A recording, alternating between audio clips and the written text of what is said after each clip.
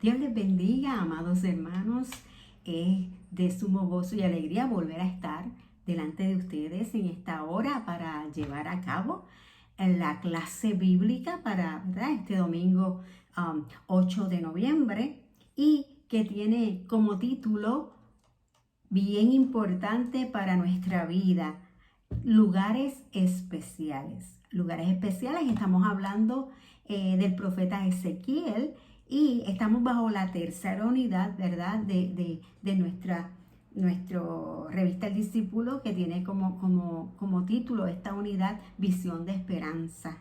Y como siempre decimos, pues no importa la situación en que nosotros nos encontremos, siempre el Señor nos da esa palabra de esperanza que, aunque la hayamos escuchado anteriormente, pero es en esos momentos difíciles que volvemos a escucharla para que recobremos fuerza, para que afirmemos nuestra fe y confiemos que, aunque la situación sea adversa, Dios siempre está a favor de su pueblo, que nos ama tanto que la incertidumbre, la situación se queda corta en base a las promesas que Dios tiene para cada uno de nosotros. Así que, hermanos, yo les invito a una palabra de oración antes de comenzar.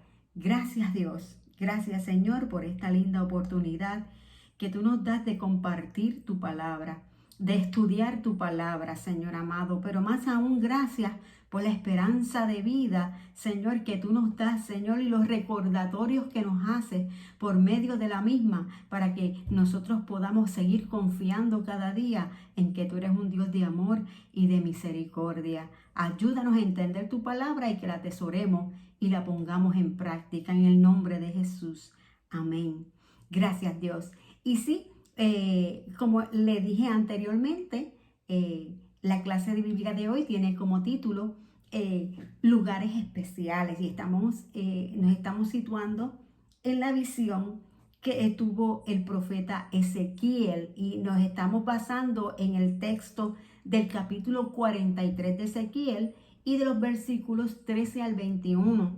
La semana pasada, la clase anterior, el hermano Isander nos dio el recorrido por esos primeros versículos de este capítulo 43, donde la gloria del Señor, ¿verdad?, llenó el templo, ese templo que fue reconstruido, y esa era la esperanza que tenía el pueblo de Israel, ¿verdad? Y el texto para hoy, texto que decimos ahora o que lo vamos a aprender en el día de hoy, dice como sigue: acabados estos días, del 8º día en adelante, los sacerdotes sacrificarán sobre el altar vuestros holocaustos y vuestras ofrendas de paz. Así me seréis aceptos, dice Jehová el Señor. Y eso se encuentra en el libro de Ezequiel, capítulo 43 y verso 27. Y no le di referencia a nuestra iglesia, Discípulos de Cristo en Sabana de Bayamón. Este es el tiempo de la escuela bíblica, donde aprendemos, ¿verdad?, esa palabra poderosa que el Señor nos tiene para este día y para todos los días de nuestra vida, que todos los días en que estemos transitando en este mundo, y que Dios nos ha permitido y nos permitirá, ¿verdad?, compartir con otros el mensaje de esa palabra. Felicidades. No me he olvidado de la palabrita felicidades. Así que compartamos esta palabra. Y en esta clase, ¿verdad?, que tiene como base Ezequiel 43, de versión del 13 al 21, hay unas palabritas bien importantes, y son las palabras expiación y propiciación, ¿verdad? Estas palabras que vienen desde mucho antes, desde el libro de Levítico, donde se hacía un ritual, ¿verdad?, en el templo. Los sacerdotes oficiaban ese ritual en el templo de Jerusalén, ¿verdad? Y en estos rituales se ofrecían machos cabríos, eran inmolados, y se rociaba la sangre así en los cuernos del altar, como vamos a ver más adelante. Y esta propiciación se hacía específicamente para expiar los pecados del pueblo, ¿verdad? Y según vamos leyendo la historia del pueblo de Israel, miren, eran muchos los pecados, pero qué lindo es Dios, que siempre proporciona la manera para que esos pecados sean redimidos. Y entonces también estaba el cordero del propiciatorio, y este era para ocasiones especiales y era para el perdón, ¿verdad? Y este era parte del sacrificio. Y también quiero en forma de contexto y de historia, quiero hacer relevancia en que Ezequiel era del linaje sacerdotal, ¿verdad? Y Ezequiel estaba con los que estaban cautivos en Babilonia. Y está haciendo esta visión referencia a la visión que él tuvo del templo, ¿verdad? Y si hacemos referencia, ¿verdad? Como nos dijera nuestro hermano Isander en la clase pasada, que este templo que fue construido por Salomón, donde se sustituyó el tabernáculo, la carpa, ¿verdad? Donde el Señor Dios venía y hablaba con sus hijos, ¿verdad? Ahí en ese tabernáculo, que no era una casa. Entonces ya David quiso construirla, pero el Señor no se lo permitió, sino que le dijo que su hijo Salomón lo iba a construir, le dio las medidas, le dio todo a Salomón para construir ese templo donde él iba a morar, ¿verdad? Pero ¿qué pasa? Que este templo en el año 925 a.C., este templo fue saqueado por un faraón llamado Sisac, y luego fue destruido en el 587 a.C. por Nabucodonosor II. Y ahí fue que entonces se destruyó el templo, se llevaron cautivo al pueblo allá a Babilonia, y ahí estaba Ezequiel plantado, ¿verdad? Y hay en la base bíblica, lo que queremos es dar un pequeño resumen de esta clase, porque esto tiene, como yo siempre digo, esto tiene mucha tela para cortar, pero queremos hacer referencia y hacer un resumen bastante condensado de esta clase, pero no queremos dejar pasar un comentario y una frase de Juan Calvino que nos plasma el autor, ¿verdad?, de esta clase, ¿verdad?, que estamos, ¿verdad?, ¿verdad?, en el concepto digital. Y es que esta frase dice así de Juan Calvino: abandonar el templo y seguir a Cristo es cosa muy diferente de servir a Dios en la sombra, bajo el magnífico esplendor del templo. Esto es requerido de nosotros porque debemos seguirle a través de exilios, huidas, reproches y toda suerte de aflicciones, hermano. Y vamos a ver por qué es que Juan Calvino dijo esta frase, y esto también se plasma en esta visión que tuvo el profeta Ezequiel sobre el templo, y hoy específicamente sobre el altar del templo. Y fíjese que Ezequiel sabía muy bien de lo que Dios le estaba hablando, porque él era sacerdote, él también rendía, ¿verdad?, sus sacrificios en el templo. Y queremos dar unos datos que aquí se ilustra con precisión cuáles eran las reglas, con detalle, como dijera el pastor general, ¿verdad?, en el programa de Somos Discípulos el pasado lunes. Había unos detalles particulares para la reconstrucción del altar, y el tema principal sobre el santuario se ubica en relación con toda la reconstrucción futura de Jerusalén en el exilio. Fíjese, ellos estaban en el exilio. Si Dios le dio esta visión a Ezequiel de una reconstrucción del templo, lo que tenían que hacer para redimir los pecados del pueblo en esta reconstrucción, eso quería decir que había esperanza de que iban a salir de ese exilio. O sea, que esto nos lleva a nosotros a pensar que aún en el momento de la desesperación, cuando nos sentimos que estamos aprisionados de todas partes, el Señor siempre provee y nos da esos clics, ¿verdad?, para que nosotros nos sintonicemos en la palabra, para entender que Dios siempre tiene esperanza para su pueblo y que hay salida, siempre y cuando, ¿verdad?, pongamos nuestra esperanza en Él. El profeta subraya el tema bíblico del sacrificio, y este sacrificio es hasta mesiánico, mi hermano. Lo centra en la propiciación y expiación, dándole un giro que prefigura el mensaje del Nuevo Testamento sobre Jesús y el sacrificio perfecto del cual nos habla en la epístola de los Hebreos. Nos llama a seguir a Jesús fuera del santuario, tal cual lo plantea este profeta Ezequiel en este capítulo 43. Y en el Nuevo Testamento, esta figura de la propiciación, expiación, se centra en el Cordero de Dios, según lo dice en Juan en el Evangelio de Juan, el capítulo 1 y verso 26, que dice que Él es el Cordero de Dios que quita el pecado del mundo. Por eso es que yo siempre digo que el Antiguo Testamento y el Nuevo siempre van entrelazados. Toda la palabra, todo lo que está en la Biblia es el mensaje de redención, de salvación para el pueblo, desde Génesis hasta Apocalipsis. Así que, hermano, esto es una belleza. Y vamos entonces a ir a los versículos, vamos a cogerlos por partes, ¿verdad? Dijimos que era del 13 al 21, pero fíjate que en el versículo 13 al 17, Ezequiel prosigue su relato aquí centrándose en la expiación con propiciación en el altar. Y se describe detalle por detalle cómo era que había que construir este altar. Y yo quiero darle lectura a estos versículos. Del 13 al 17 dice así: estas son las medidas del altar usando las medidas de antes. Alrededor del altar había una zanja de medio metro de hondo y medio de ancho, la cual tenía por fuera alrededor un borde que se levantaba 25 centímetros. La base del altar era así: desde el fondo de la zanja hasta el borde del cuerpo inferior había 1 metro de alto. El metro inferior sobresalía medio metro. El cuerpo central medía 2 metros de altura y salía también medio metro. El cuerpo superior, que es donde se quemaban los sacrificios, medía 2 metros de altura. Tenía 4 cuernos que salían hacia arriba. El cuerpo superior del altar era cuadrado de 6 metros de largo. El cuerpo central también era cuadrado de 7 metros por lado.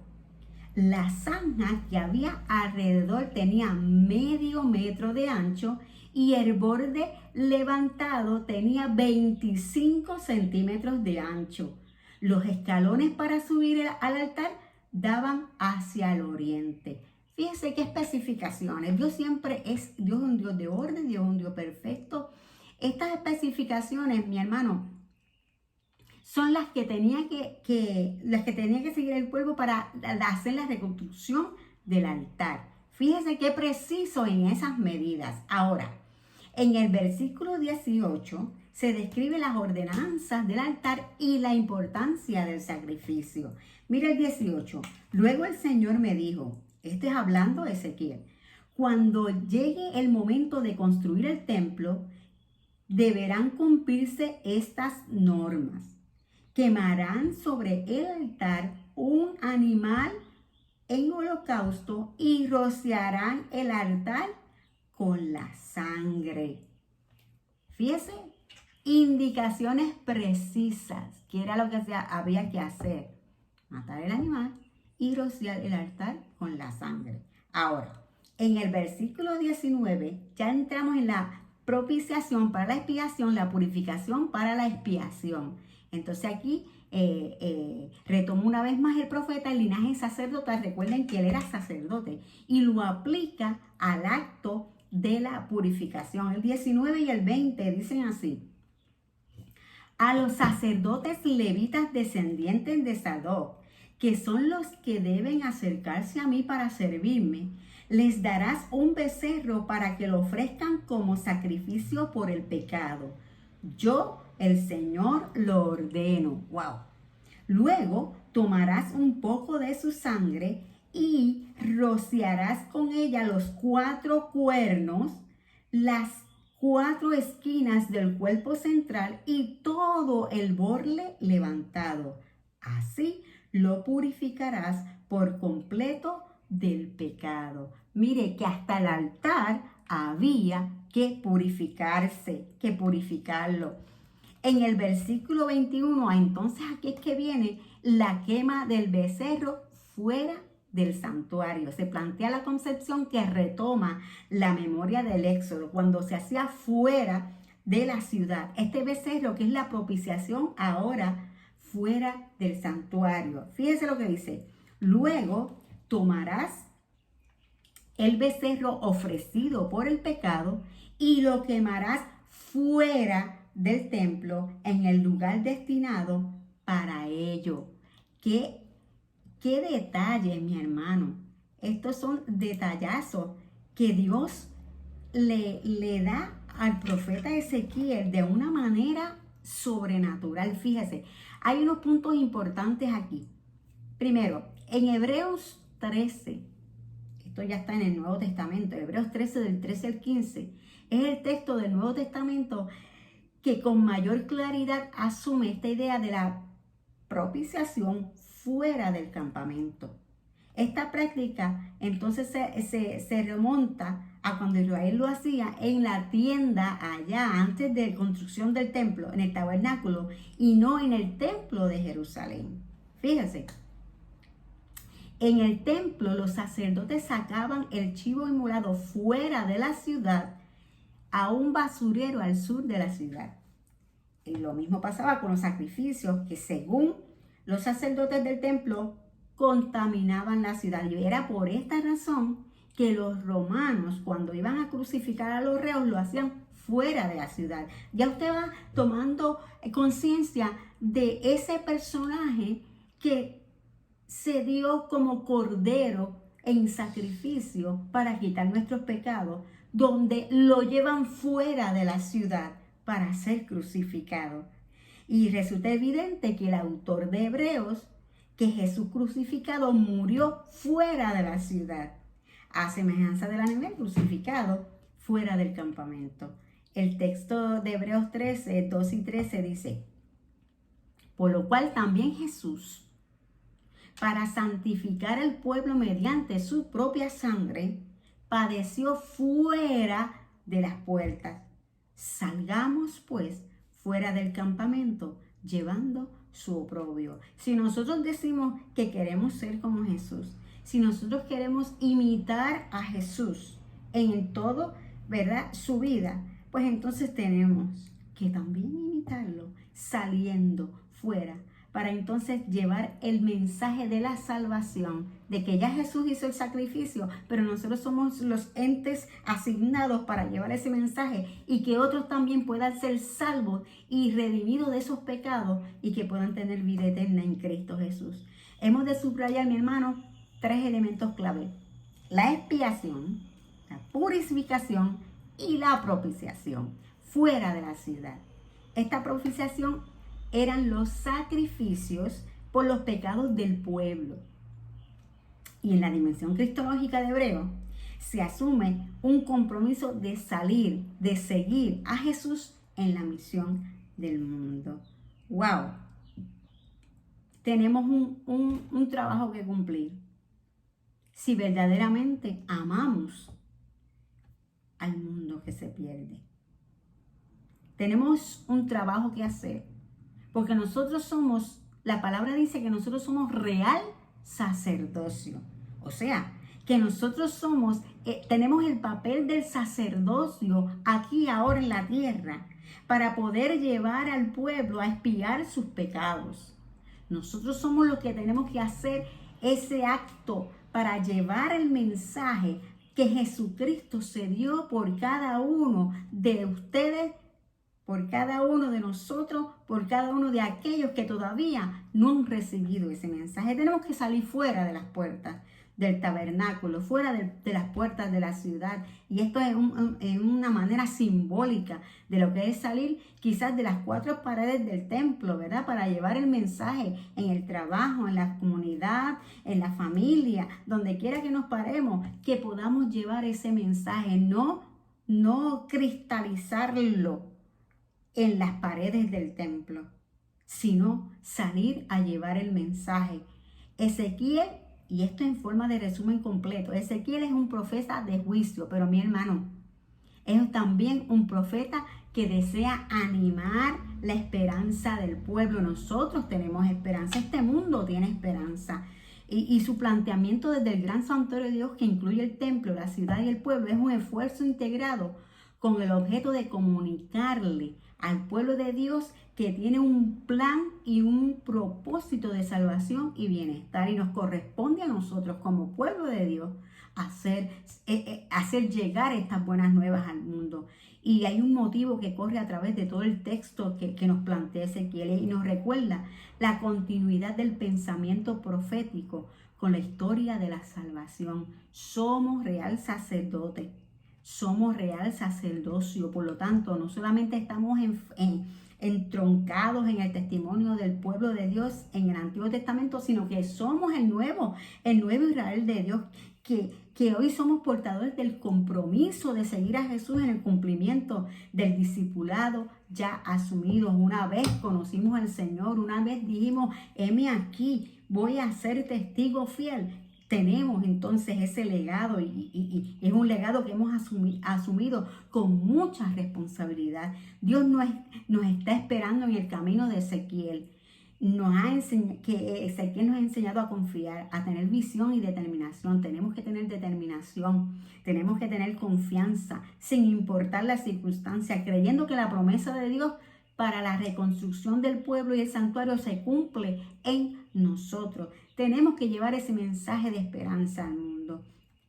Mi hermano, aunque el mundo parezca que está en caos, aunque tengamos noticias que no son placenteras para cada uno de nosotros, aunque cada día vemos que nuestro país y que otros países del mundo están revueltos y las malas noticias permean por donde quiera, aunque sea así, tenemos que llevar un mensaje de esperanza, un mensaje de amor, de que todavía Dios tiene misericordia y que todavía Él quiere reconstruir el altar de nuestras vidas para que podamos llevar el mensaje de salvación a las vidas que se pierden. Así que, hermanos y hermanas, el compromiso es nuestro. La visión fue de Ezequiel, pero esa visión no se quedó ahí. Se reconstruyó el templo, se hizo el altar, se hacían sacrificios, y si no se hacía ese sacrificio, los pecados del pueblo no eran perdonados. Y sabemos que el pueblo, por eso era que estaba cautivo, por todos los pecados que habían cometido en contra de la voluntad de Dios. Pero Dios tenía, ¿verdad?, un plan perfecto para nosotros, a enviar a Jesucristo, el que sacaron de la ciudad para crucificarlo, porque ese cordero tenía que derramar la sangre y hacer ese sacrificio para que nosotros pudiésemos tener la salvación. Así que si queremos esa salvación y queremos morar con Jesucristo por toda una vida eterna, es nuestro deseo también que otros también conozcan y que puedan también gozar de esa esperanza divina. Les invito a tener una palabra de oración. Oh Señor, por tu gracia y amor somos el real sacerdocio, amén. Nación santa, pueblo escogido para honrarte y servirte. Permite que todas nuestras acciones encaminen hacia el cumplimiento de tu voluntad. Si desmayamos, danos fuerzas por tu misericordia y bondad.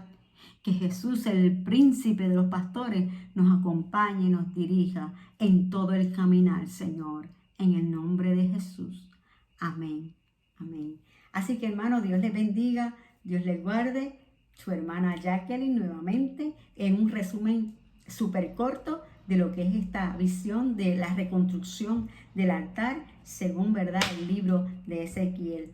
Y acompáñenos, siga con nosotros para que se siga edificando y que el Señor cubra todas nuestras necesidades. Dios te bendiga. Felicidades.